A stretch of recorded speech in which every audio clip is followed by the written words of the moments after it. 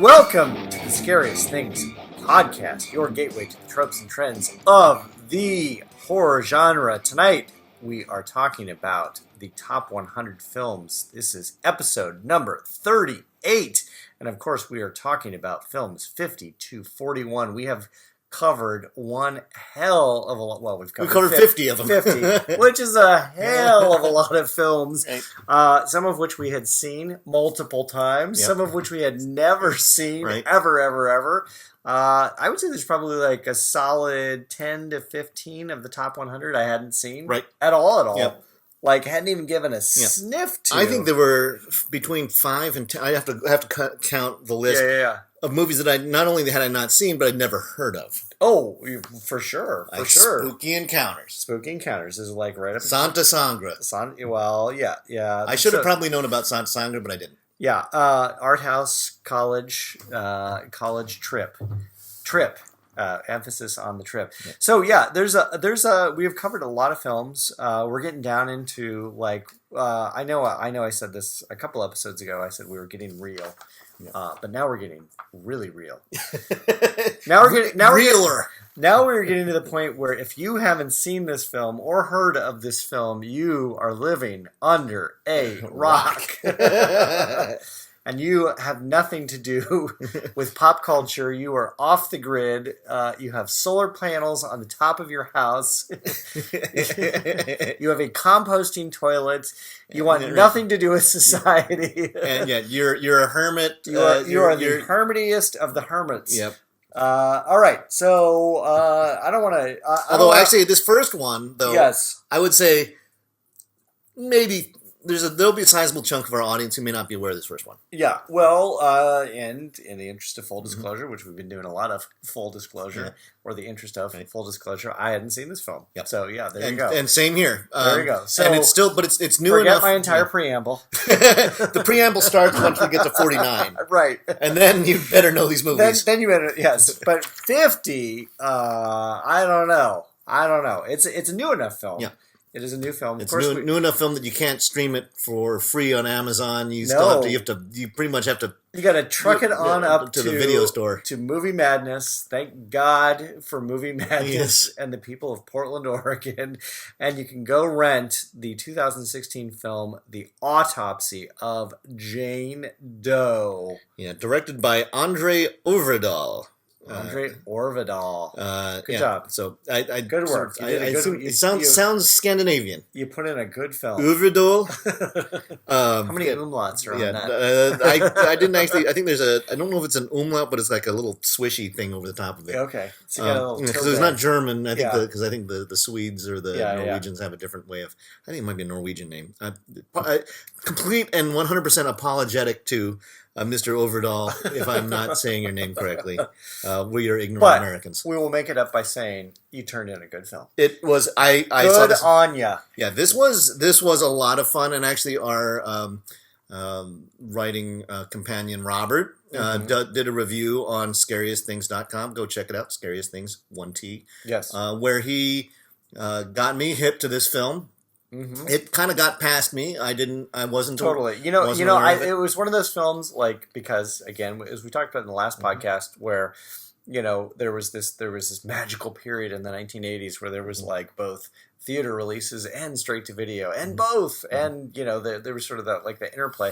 This to me seemed like it just showed up on a streaming, like some sort of streaming service, and I dumped it in with any number of those ones. Exorcism of Emily Rose and The Haunting of so-and-so Connecticut and The Haunting of so-and-so this, and it was just a pile of crap, and I just went, okay, it's one of those, so I don't need to watch it.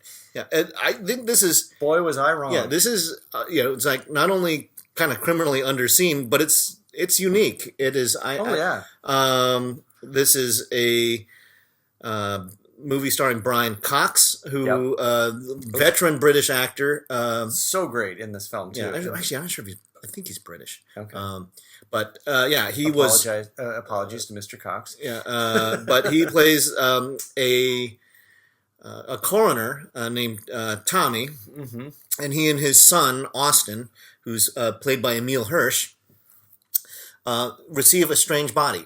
from the sheriff, and it's the body of a beautiful young woman. But it starts with a murder. Right. And there's they a murder, find the body half buried in the basement. As a part of the murder scene. Yes. Very strange. But a very separate part of the murder scene. With the key thing being that it didn't look like anybody broke into the house, that there was a whole series of murders that happened within the house, and they happened to find this body in the basement. Yep. Comes back to be relevant later on in the movie. Oh, yeah. And then some. Great characters, I think. Both father and son. Super believable. Right on the money. They don't overplay their hands. No. And I think that,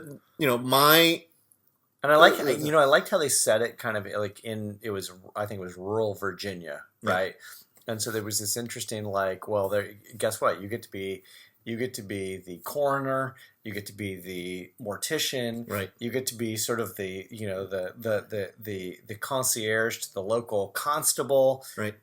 You're out of the basement of your house. Out of the basement of your house, yeah. You play multiple roles, and they kind of tease that out with the relationship between the father and the son, because the son is like clearly trying to leave the biz, but that he feels this pull, this like historical pull towards. Yeah. Well, they said there's 3 generations within the family, right, of coroners or morticians or whatever. Yeah. And I think for me, a bunch of this fun in the movie is the desire to literally pull back the curtain, right, on the bodies, and wanting to see what a coroner does, right? And actually, because there's a lot of CSI type movie or TV shows where the cops go down and talk to the coroner, and it's like, well, this is an interesting thing, and they pull out. It's like, I would have never expected to find this in a cadaver. Right. And this one, they show the entire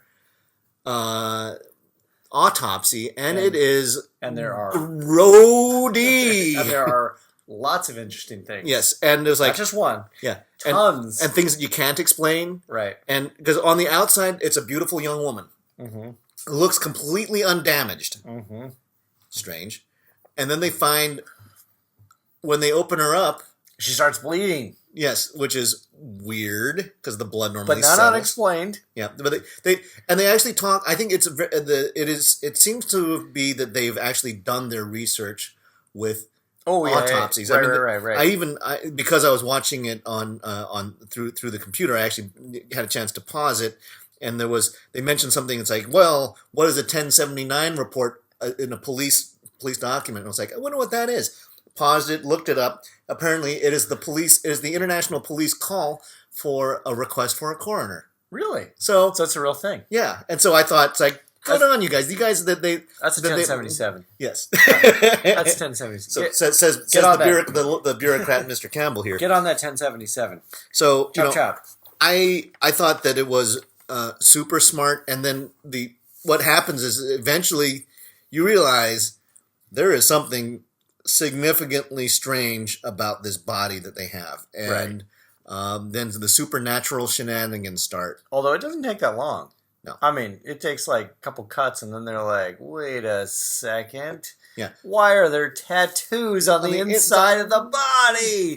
That's weird. Why are these scars all over the heart and the lungs? When there's no damage from the outside. Yeah, how did she There's no cuts. There's no incisions. She's got broken wrists and ankles, and yet there's no surface trauma. Right. What's going on? Why is she missing a tongue? Why does it look like her tongue was sawed out of her mouth? Yeah, a lot of weird stuff, and then they do their pickling, and they the photographs, and they go, huh, that's interesting, and they write it up on the board, and it just keeps adding up to this big conundrum. And when they reveal what the conundrum is, it's a fun. I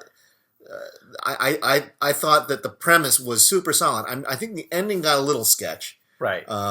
Well, because I think what they did was as we talked a little bit about before the podcast, the conundrum becomes the segue to the autopsy of Jane Doe Part 2. Right. Which I don't know. I don't know if Andre was thinking about that as his meal ticket. Right.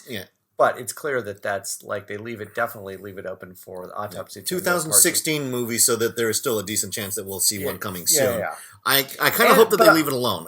But I will say, if they did one, it would make total sense. Yes, like the way they set it up. Yes, you could easily do that. Yeah, this is the autopsy verse. Right? This could be like Witchcraft 5. Right. So, but I think the strength of the movie actually had two. It had three great. The father-son relationship. Father-son relationship that's probably was fantastic. The biggest strength. Right, and the acting of both Brian Cox and Emile Hirsch. Yeah. The CSI nature and the fascinating thing, because you kind of that's always a fun part of the CSI type shows or the cop dramas, is going into the coroner's office and actually seeing them, the talk shop. I think they did a really good job with that. And then the supernatural bits, the craziness of what they reveal is really bizarre. The thing that's really cool about the film is that it's contained. Yes. Right? It's like basically you're talking about like 2-ish rooms, really. Yeah, well, there's the intro, which is in another house, the murder scene. House. And then once you get down into the basement of the coroner mortician's office house, I mean, you're really in a very, very compact space. It's not like there's like this. No. It's like this massive, expansive thing. It's just like it really is pretty compact in that area. I like how they actually, when you're talking about the rural Virginia. Yeah. Actually, no. I think it might be Pennsylvania, because I think they mentioned Allegheny. No. At the beginning, they tell you where the murder scene is, and it's in Virginia. Okay. Yeah, so it's like Manassas, Virginia. Or something okay. Like that. Yeah. So, but the basement and the rooms, everything looks perfectly functional, and the way that you would, I think, plausible for a little home brewed dead person. Whoever did the set location, did a good job. Oh, and then a sad moment with a cat. Yes. Which actually I thought was always sad, but it had a purpose though. There was character development. It was it was an expository bit for the father, and so he got and you get a sense of how you could see him grieve over something. So it was brilliantly done. Anyways, Autopsy of Jane Doe. You're number 50. Number 50 coming in hot. At number 49 is the 1954 film Creature from the Black Lagoon. Yay! One of my all-time faves. Yeah. Faves. And we have talked about this in the context of the matinee. We have talked about it in the context of monster movies. We have talked about it, well, frankly, every chance we've gotten to talk about it, we have talked about Creature from the Black Lagoon. There is nothing left to be said about Creature from the Black Lagoon other than it is an awesome movie, and if you haven't seen it yet, get out of your composting toilet and your solar panels. You crazy hippie. Get out of the woods. Get to the movie store. Go watch Creature from the Black Lagoon, because it is a solid movie. And I bet you even our listeners in Myanmar probably have access to Creature from the Black Lagoon, because it's pretty much a PG movie. It is not a hard R. No, but it is at the same time. It's a beautiful movie in story. It's a beautiful in theme, in the look, in the cinematography. It is the best of the Universal monster movies, hands down. Yeah, it is and we laid that marker solidly when we were talking about the matinee, matinee era. Yeah, the front half of the matinee era. And I think that we voted for it to be the number one of the whole era, both the front and the back end of the era. I think that it was the marker. We laid it down. Creature from the Black Lagoon. You can listen to our other podcasts and hear us gush about it more. Yes, but it's a crowd favorite. It's so funny that people sort of forget about the old classics, and they dismiss them as irrelevant for today, or they're not scary. And it's like there's something just that just beautiful about the movie, and it's so entertaining. I think this is to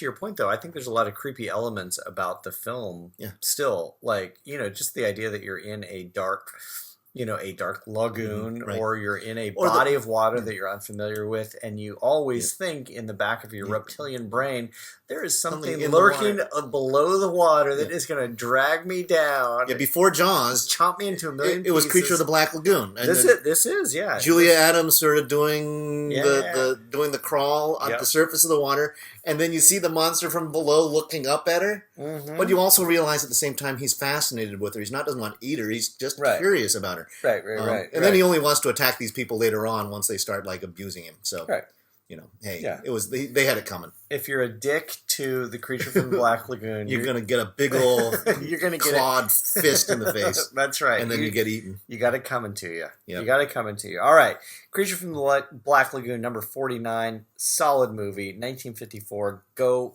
get at it if you haven't already. This definitely belongs on the top 100 list. Yeah. I would argue it belongs much higher, and I think I had it a bunch higher. No, you had it at 25. No, okay. Well, I had it. 25 is a lot higher. Yeah, that's true. Yeah, I think actually 25 would be a really nice resting spot for the Creature of the Black Lagoon. I agree. I had it 12 on my or 13 on my list. Okay. So. Yeah, I think it belongs a lot higher, and it is a good film. Good, and good. All right, what do we got for number 48? Well, speaking of the matinee era. Speaking of men in rubber suits, we have one of back-to-back years.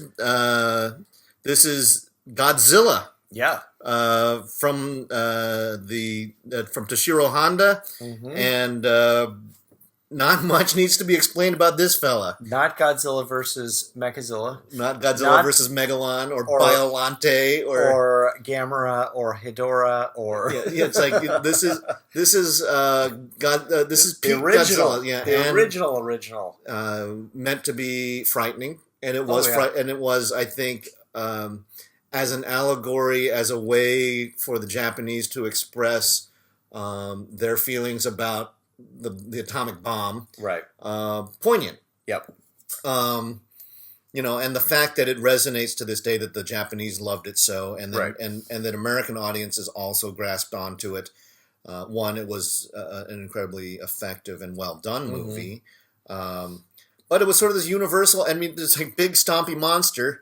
Well, and I think there was sort of like lots of different metaphorical subtext you could take from it. You could take from it, as you described, sort of the Japanese through the Japanese prism, but you could also, like, from an American audience, it could be seen as like the Soviet threat, right? So it's like there was lots of different subtext I think you could take from it. I think a lot of people took a lot of different. You pick and choose your frame of reference. Yes, you pick and choose your prism to look through, but it was effective in all cases. Yeah, and I don't know if you've seen the trailer for the new one, which is, oh my good lord, that looks like you and I enjoyed the stompy.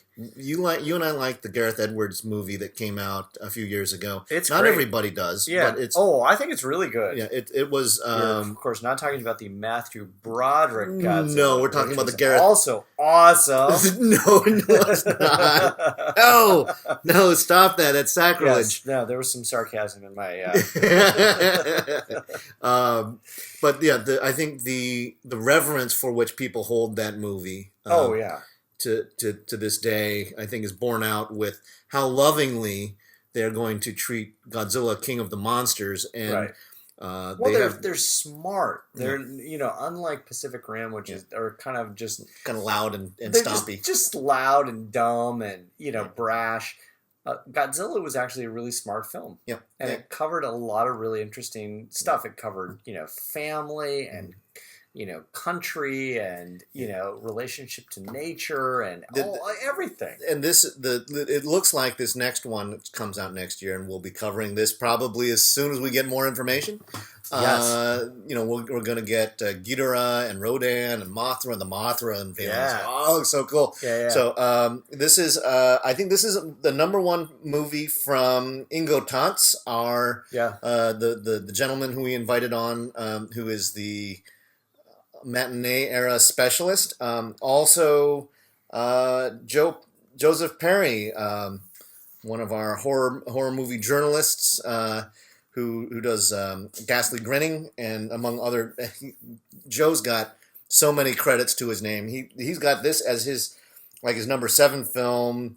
Tom Carter has it on his list. This thing, it's a big, symbolically and physically big movie. So it's a good one. Where do you think it is on the list? You think it's in a solid spot? I think it is. A little higher, a little lower. Where would you go? Because I think it is. It's capped in its that it is not actually a particularly scary movie at this time. I think it is. It's hugely emblematic of the stompy monsters. Right. It's probably the best of the giant monster movies. One of absolutely. I think you put some things like them and I mean we had King Kong coming in towards the bottom. I would have liked King Kong to be up higher. Sure. I think both King Kong and Godzilla would have been sort of paired up together in the mid 50s. I think. So this is coming in at 48. 48. Okay. Seems about right. All right. Caught that yawn. Yes. What do we got next? What do we got next? No, okay. This is not boring at all. Yeah, Godzilla's okay. I guess it's okay. So, all right, what do we got next? We're staying in Japan. Number 47. Staying in Japan, 1998. Ringu. Oh man. Yeah, this is the second Japanese wave of horror movies, and this is probably actually more significant than Godzilla's wave. I think this is without Ringu, we don't get things like A Tale of Two Sisters. Yep. We don't get which showed up earlier, Suicide Circle. Yep. Ju-on the Grudge. Even things like which came in hot at 67. Yeah. So this is one of the totemic J horror movies, and totemic. Totemic. Using a soccer kind of reference here from Mr. Campbell. It is the totemicest. I think that I think it also broke loose a career. There's one of the unusual kind of crossovers. Hiroyuki Sanada is an actor who, after this, he's gone on to a number of other big time movies like The Last Samurai and Sunshine, The Wolverine, and Life. He's done a lot of stuff. And unlike, say, someone like Jackie Chan, who came over through his martial arts skill, Sanada came over for his acting chops, which I think is remarkable. He's definitely one of those guys now that you see in film and you go, oh, I swear to God, I've seen that guy before. No, he's one of those that guy. Kind of actors. He absolutely is. And that. This is the merger of the classic curse story, and applying. I think that if you read into some of the background on this, that some of the driving forces behind this movie was the collision between old and new Japanese culture. Which was kind of interesting. The whole introducing curses with VHS tapes, which is funny because it's all done through the prism of VHS tapes. Which at the end of the VHS tape run, to be honest, right. Well, this is like 1998. This is when they were like starting to phase out, going DVDs, right? But still impressive enough that it spawned a foreign remake that can hold its own against Ringu in Rings 2 and Rings 3.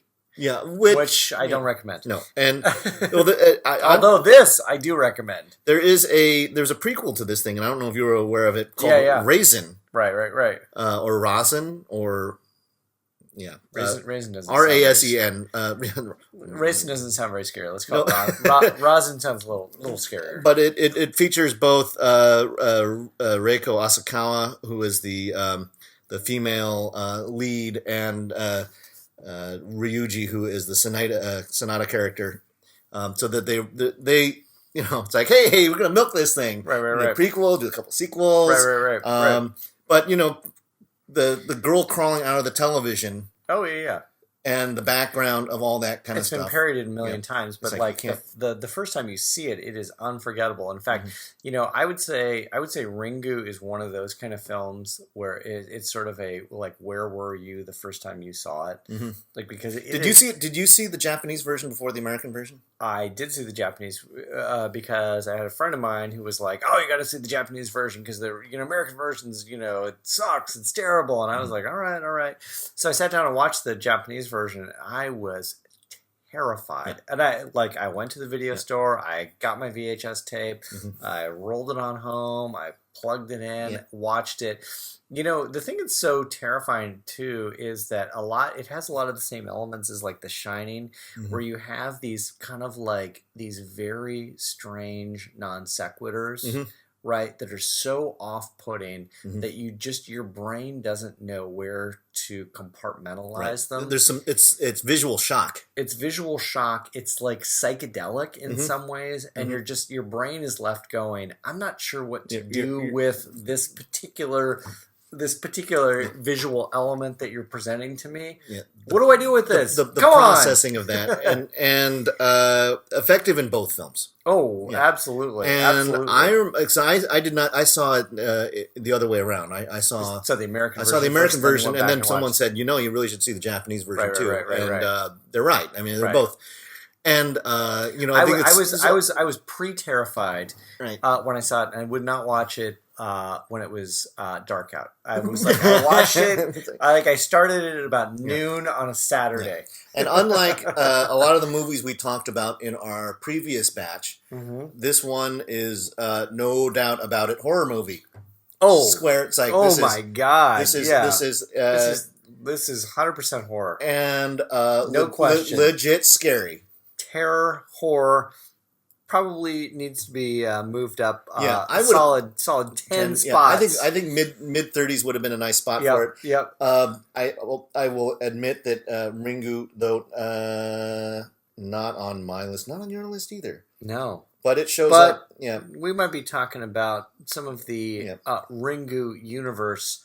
A little later on in the podcast. Yes. But this this podcast. I think this is Scott Alley's number 3 film. Yeah. So Scott Alley is right. He was very fond of this film. He's right. All right. So moving on to number 46. Of course, we were talking about 2018 film, A Quiet Place. I haven't seen it. Eric, take it away. Quiet Place.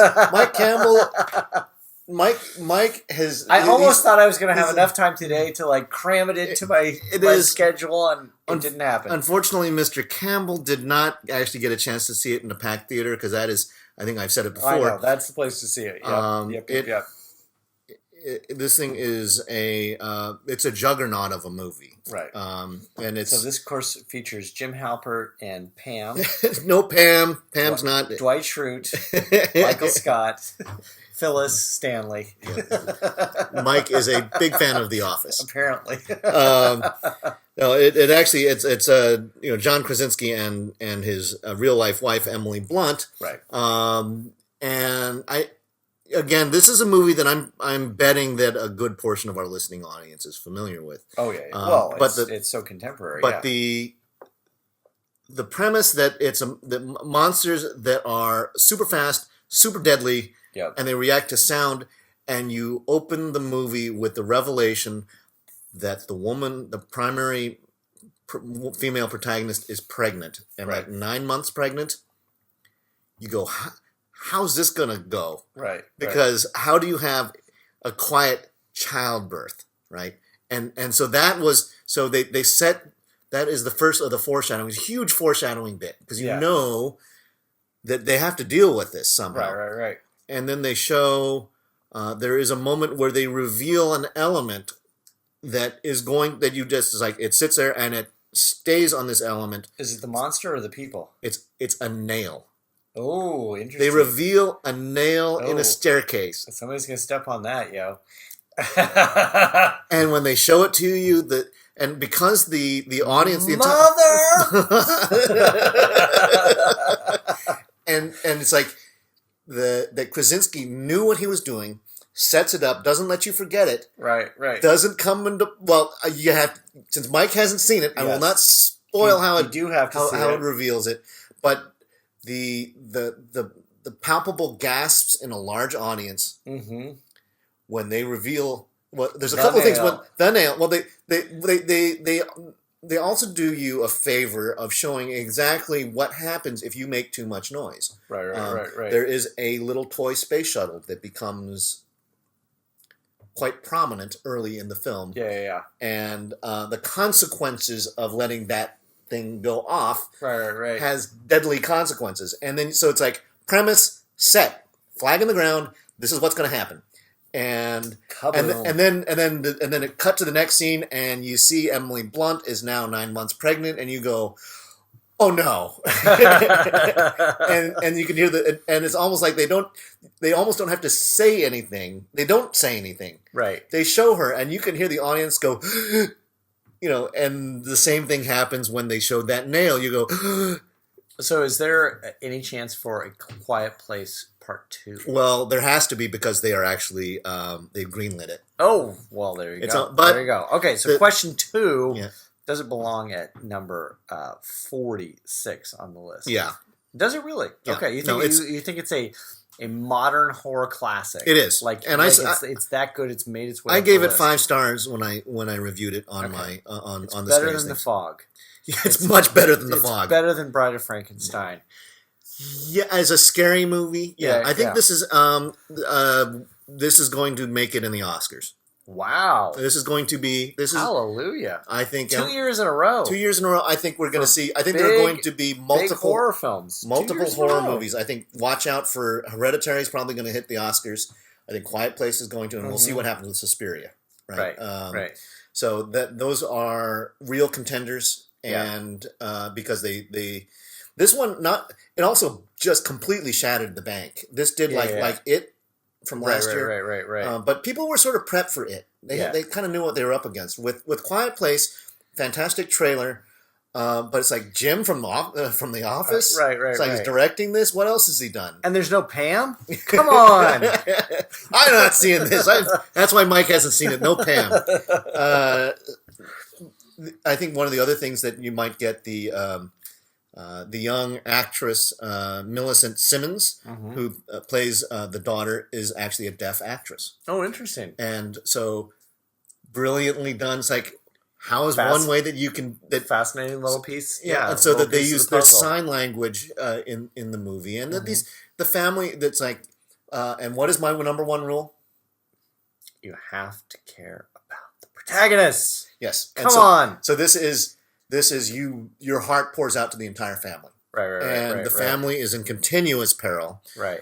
They do not let the pressure up. The pressure keeps, and it's like when you think the pressure can't get higher, the pressure gets higher. Yeah. And the consequences are always dire, and the payoff is fantastic. Okay. All right. So Mike, got to see it. Well, it's still 2018, so I got a couple months. It's now. I got a couple months. For those of you listening who did not see it in the theaters, it is now available streaming. And it's September 2018, so I got a couple months. I will get on it. Get on it. All right. Moving in at number 45, the 1985 film Return of the Living Dead, best soundtrack ever. No, one of the best soundtracks ever. Return of the Living Dead is super awesome. Yeah, the Cramps, The Damned. No Damned. Well, it's on the cover. It says The Damned. I don't think so. 45 Grave. TSOL. Yep. Really, really great. Great soundtrack. Great film. Top to bottom. Great acting. Mm-hmm. There's a funny bit where two of the main characters are named Ernie and Bert.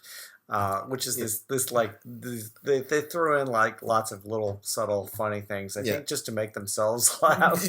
Well, and it is this is Dan O'Bannon, who started out with John Carpenter. They wrote Dark Star and co-directed it. He's also the writer of Alien. Right. So it's and there's a great homage early on in the film. I had kind of forgotten about this, where they refer to Night of the Living Dead, where they're like, you know that film Night of the Living Dead? It's real.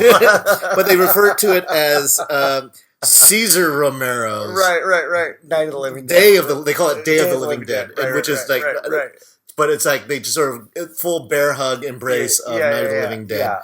But these guys, all the acting is great. Yeah. All the characters are great. But the greatness of the characters is every single one of them is dumb as a sack of rutabagas, right? Oh yeah. They cannot get out of their own way. The army general, the guy that owns the medical supply store, like, all the punk rock kids. Yeah. Well, the guys who are working in the guy that works at the mortuary, Ernie. We're just like, you want to see something really crazy? Yeah, it's like it's like no, God, they knock the toxins loose. The toxins just flood the cemetery, and then it starts raining, and the toxins go into the air and then drop on the townspeople. Yeah, and it's just wacky good times.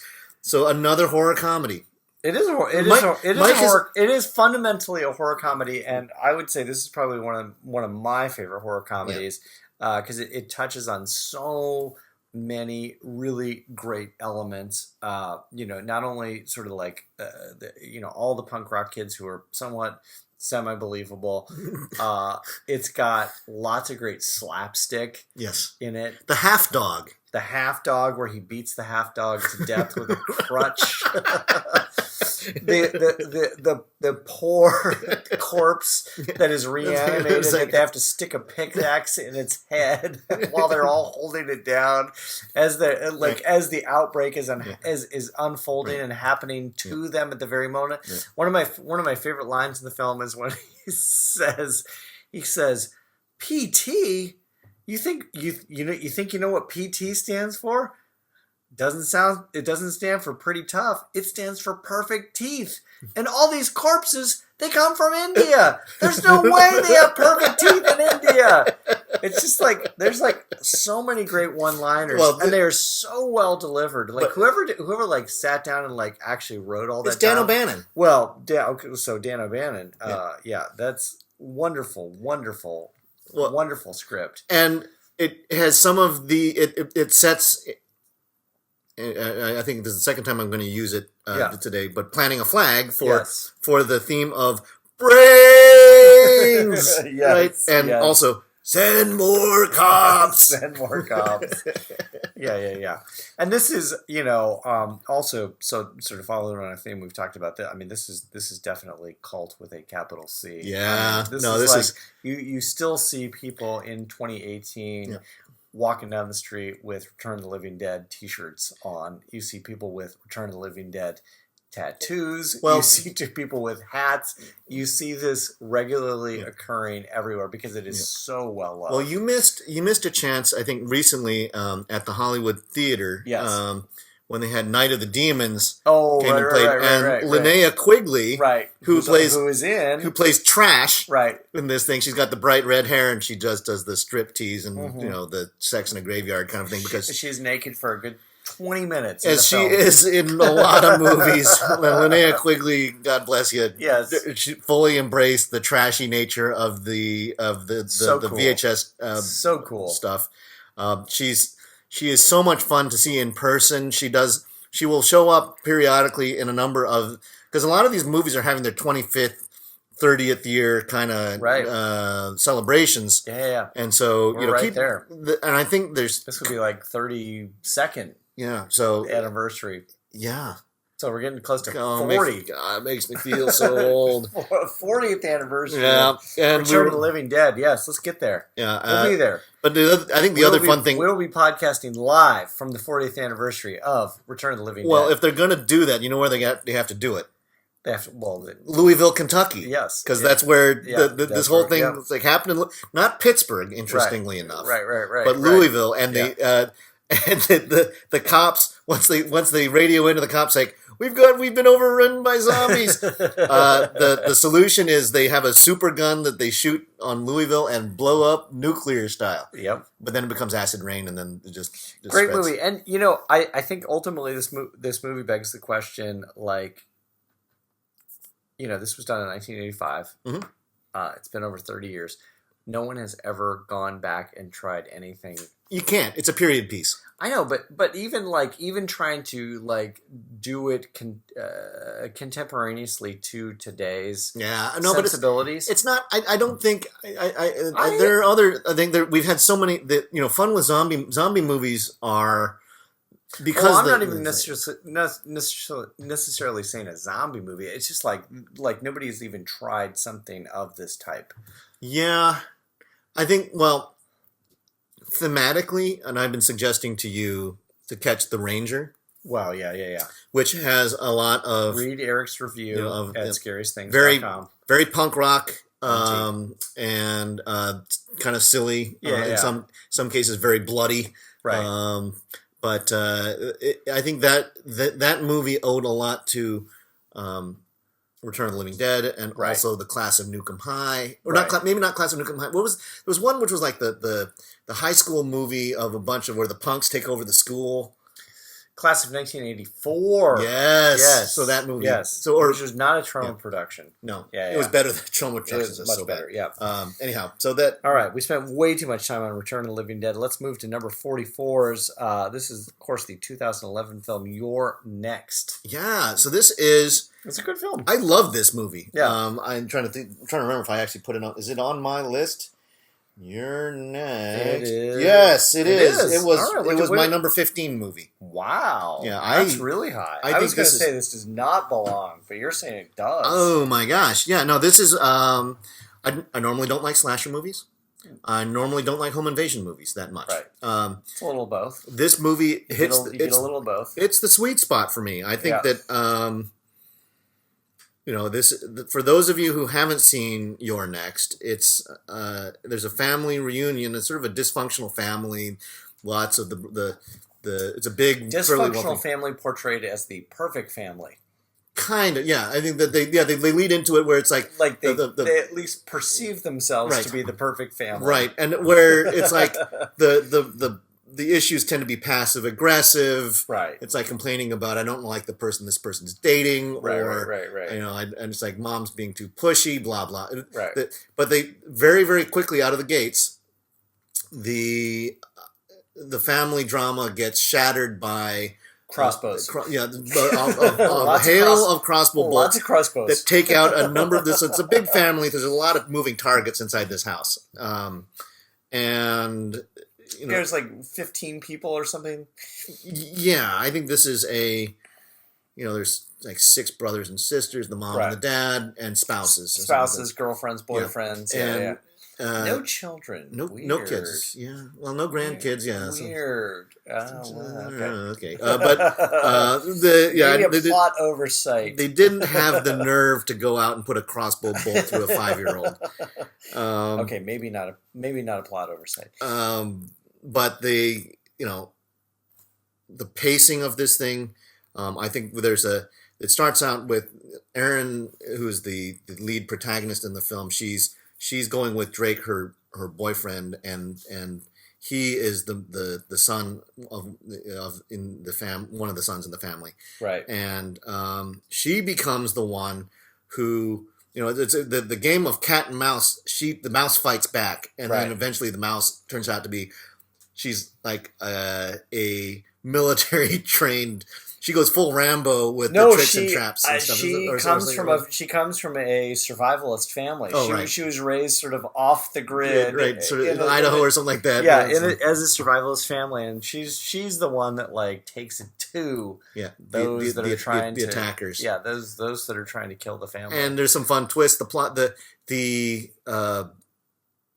motivations of the killers is. It's plausible. It's plausible. Although that's a stretch. I think that's my only complaint about the film is that it became a little too twisty, and the plausibility of the plot became a little too complex. Yeah. Once I think when they revealed the what the motivation was, right, and once the table started turning on the attackers. Yeah. That was one of the attackers I would have gotten out of Dodge. It's like this is not worth it. Yeah. Well, and once I saw the sleeping bags and the jars fulls of urine where the attackers had been like actually sleeping in the house for weeks and weeks on end, allegedly, I thought, okay, this is a bit much. But it's a good film. Mm-hmm. I don't know if I'd put it in my top 100. If I did, it would be at the tail end. The tail end of the top 100. No, I think there's so many films we've talked about so far that like I just think are better than this. It is a good film. It's obviously a contemporary film. It's definitely like if we're gonna talk about films from the last 15 years, it's right up there. I just don't know that it's like one of the best. Well, I think other people who are voting for this. Yes. Prove me wrong. Mark Martinez Jordan. Yep. Again, we talked about him last time. Yep. If you watch, actually framed. Yeah. Strong references to You're Next. Yeah. I think it's like home invasion type of thing, and sort of the pacing and the style, and how it pulls it off, I think he took a lot of cues from that in his movie. Mm-hmm. So, and Robert also liked this very much. This is his number 4 movie. Good job, Robert. So, anyways. We never mentioned Robert, so good job, Robert.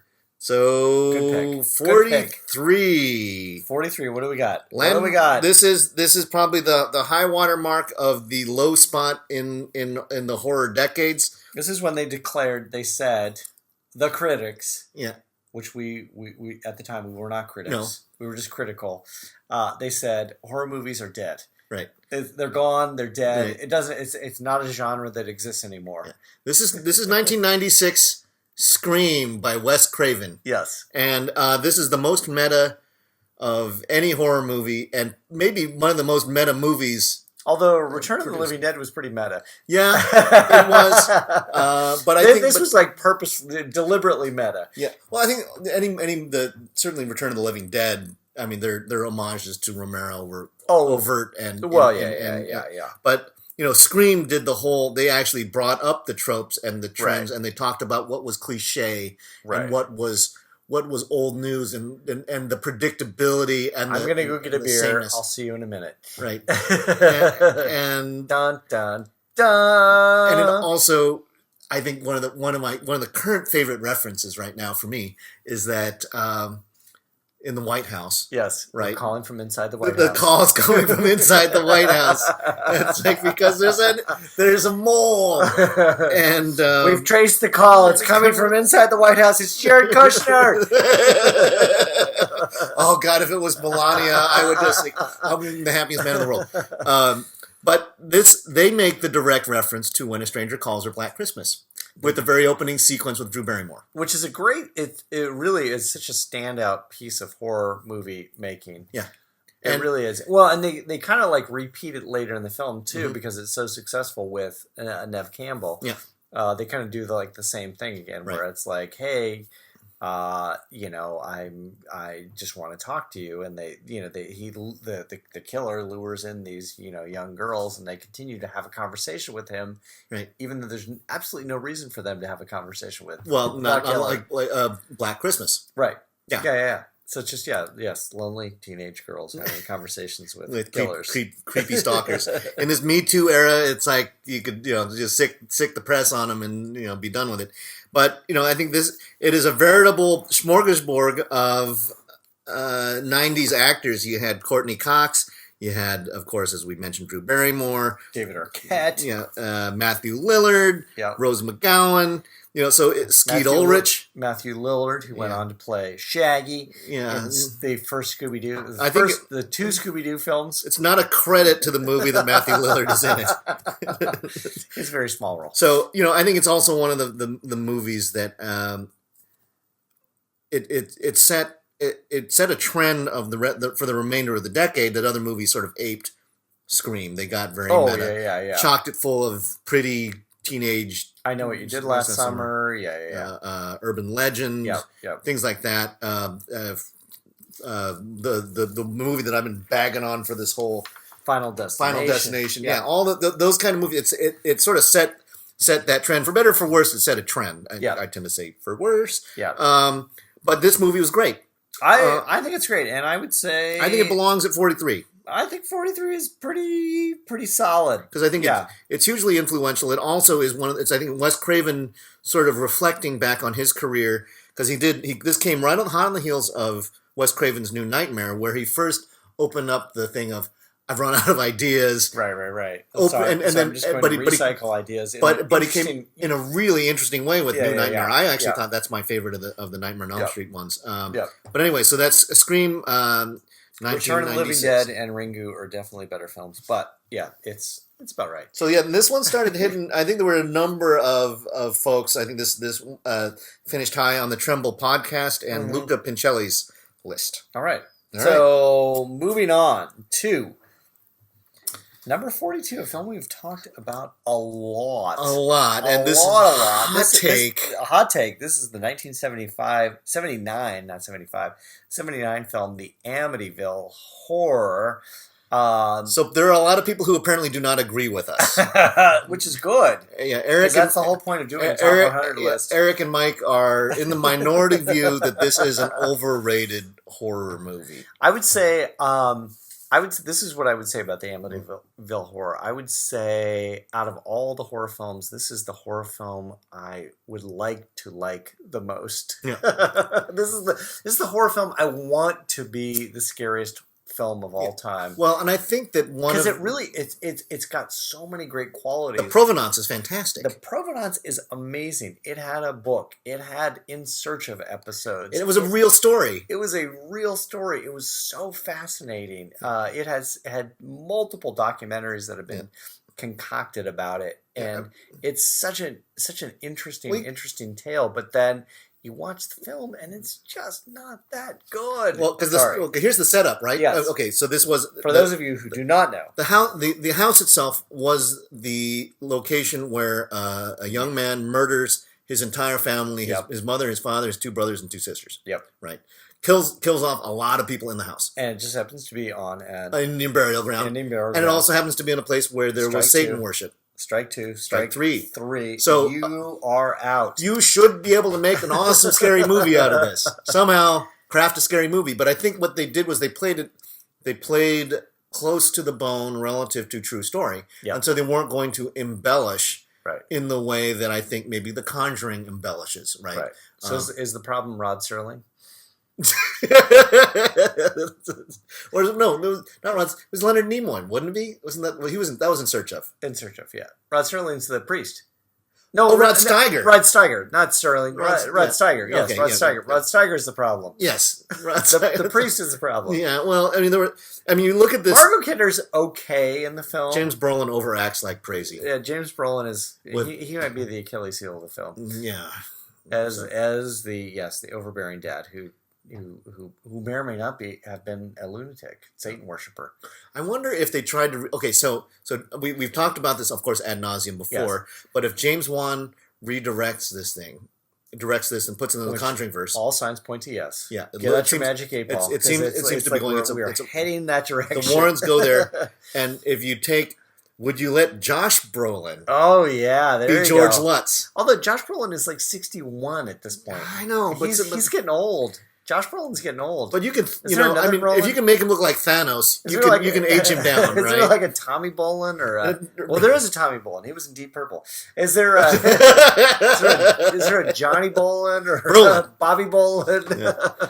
Who knows? But it would be another Bolin. It would be kind of cool if you get Bolins, listen up. Did Margot Kidder have any kids? I don't know. I don't know. Margot Kidder kind of went on the crazy train. Yeah, well, she did. Rest in peace, yes. Crazy Margot. Rest in peace, Margot, because Margot Kidder appears multiple times on our list. She's Black Christmas, and Amityville Horror. Yep. And we're not going to tell you if she appears at any point in the future, but she just might. We don't know. Yeah, she's a state.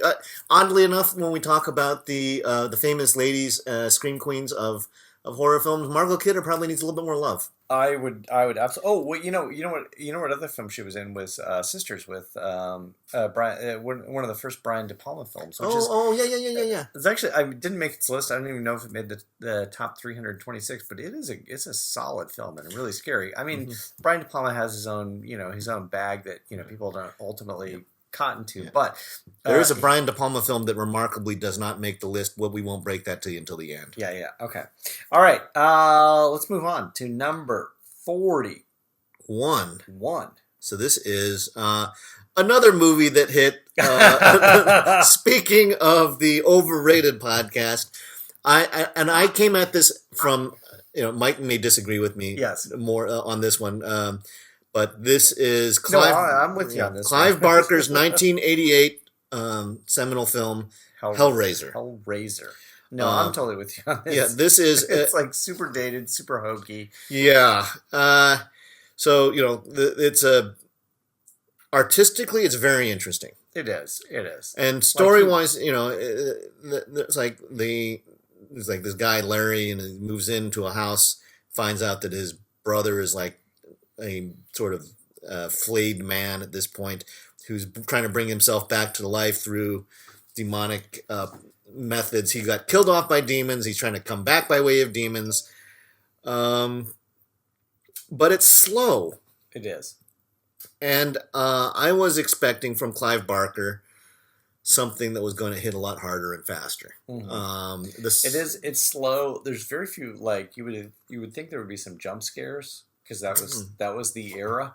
No. There's not a lot of jump scares with this film. No, and because the moves, they I won't say they telegraph the moves. Right. But when the demons wreak vengeance on Frank, right, you see it coming. It's gross, it's visceral, it's bloody, but it's not the kind of a thing that makes you jump out of your seat. It's just... No, it's like, and seeing these, like, overly costumed villains, Pinhead, standing around, largely... They stand around because they can't... Their costumes and their makeup are so complex... Largely standing around, it's not really scary. They can pace around a room. And when you see Michael Myers hauling ass down a hospital corridor, it's on. Right, with the machete. When you see Pinhead at the end of the hospital corridor, you're like, it's going to take him a while to get to He's kind of like, Emperor Palpatine. Right. It's like, yeah, you're dangerous.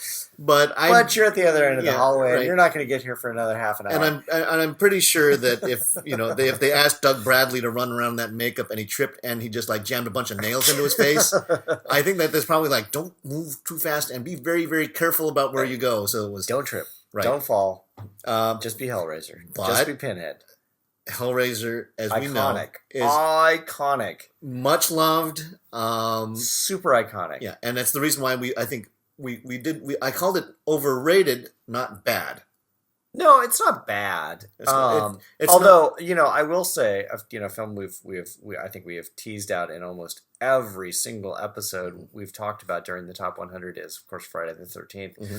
And I think Jason Voorhees is like a way more interesting character than Pinhead. Oh, sorry to say. And I think way more iconic than Pinhead. Right. Sorry to say. And I think it actually belonged on the list. But we now are in the range of this got seven votes. That's a lot. A lot. This is the first film that we have on the list that has gotten that many votes. Well, and I think a lot of these, I don't want to speak for our jurors, but I think we are getting definitely into heavy-duty nostalgia. Yep. There's a lot of nostalgia going on with Hellraiser, and that's fine, and it is a good film. And if you were a teen or a preteen in the 1980s, this film like definitely hits the mark. And it is sort of Matrix era horror, right? And I believe, if you're going to give a best makeup and costume design to Suicide Squad, right. I was taking a look at the competition. I think they gave it to a period piece the year that Hellraiser was done. It's like they deserved an Oscar for the makeup work. I mean, as crazy and as immobile as it made some of these people, like you can't run, like the other one, they had the chatterer with the lips that were pulled pretty much over its face, and then there was the big bloated dude with with a bunch of hooks pulling his mouth open, and the poor woman who she just called. So there's like Chatterer, Butterball, Pinhead, and Female Cenobite. It's like, you got to give her a better name than Female Cenobite. I mean, that's just, come on, even because Female Cenobite. When you go get the who's the guy who does the happy name, the Spawn. Yes, who's the I know who you're talking about. But Michael something. It's killing me. Spawn guy. But they do those toys, the action figures. It's right. Butterball, Pinhead, Female Cenobite. It's like, for the action figures alone, you needed to get a better name for it. But I guess since an action figure would be antithetical to what they do, they just sort of stand there. They're statues. You can do a statuette. And action figures were not really a big thing in the early 1980s. Late 80s. 1980s. All right. So the big question for this episode, episode number 38, is... Does Amityville Horror and Hellraiser belong on the list? Well, let's go. Let's march through the whole list, and we'll repeat the list. Ooh, I like it. Let's do that. Okay. So check. Okay, starting with number 50, The Autopsy of Jane Doe. I'm going to say 90s. Solid 90s. I'm going to say... Although I keep parking everything in the 90s. In the 90s, you're getting like really full. You've got 20 films in the 90s. I'm saying Autopsy of Jane Doe belongs. Okay. I thought it was... I hadn't seen it before. Turned on to it. Really liked it. Yeah. I say it belongs just lower. Yeah. Creature from the Black Lagoon. Higher. 100% higher. Higher. This is like Price is Right. Higher. $7.99. So, Godzilla belongs. I think it's right in this. I said it's in his comfort zone. Right on the money. Yeah. Right on the money. Ringu, right on the money in my book. I think 47 is a nice landing. Little higher. Higher. Up more. $3.99. Spin the wheel. Okay. Quiet Place. You haven't seen it, so you don't get to vote. I don't get to vote. I think it's at the right spot. 46 seems to be a right spot for it. Okay. Return of the Living Dead 45? Yep. Right on the money. Yeah. Great movie. Spot. Great movie. You're next. You think it's too high. Way too high. Lower. I think it's $12.99. I might it's on my top 25 list. I say I'm happy with where it's at. Okay. Scream 43. Yeah, right on the money. Yeah, I think it's also right on the money. I think that's so influential, and it is the rare '90s movie that looks and sounds like a '90s horror movie that is actually really good. It is a good film. Yep. Amityville Horror. Nope. Womp womp womp. Hellraiser. I respect it. Yeah. I think it's way too high. It is way too high. I may grudgingly accept that it's got enough provenance, and I think I've used that word too many times. It's a cult following with a lowercase c. Right. I will keep it in the top 100 because of the puzzle box. Yes. I love the puzzle box. In fact, I was at the Rose City Comic Con today, looking to see if I could find a Hellraiser puzzle box. I couldn't find one. Dice. So if anybody knows how I can get a Hellraiser puzzle box, please shoot me a message at scariestthings.com. Sign us up. We'll take puzzle boxes. So there we go. Lots of puzzle boxes. Unless they're possessed. Then we don't want them. But the thing is, if it's possessed and I can direct my rage at somebody who I don't like, I have a select list of people who I would just off if I had the chance, right? We're looking at you, Jared Kushner. Calls coming from inside the White House. All right, so there we go. 60 down, 40 to go. Wow. So 40 left. 40 left, and that means we're probably going to land sometime around Halloween. Got some big movies coming up. Keep an eye on our website, and thank you for joining us. Until next time.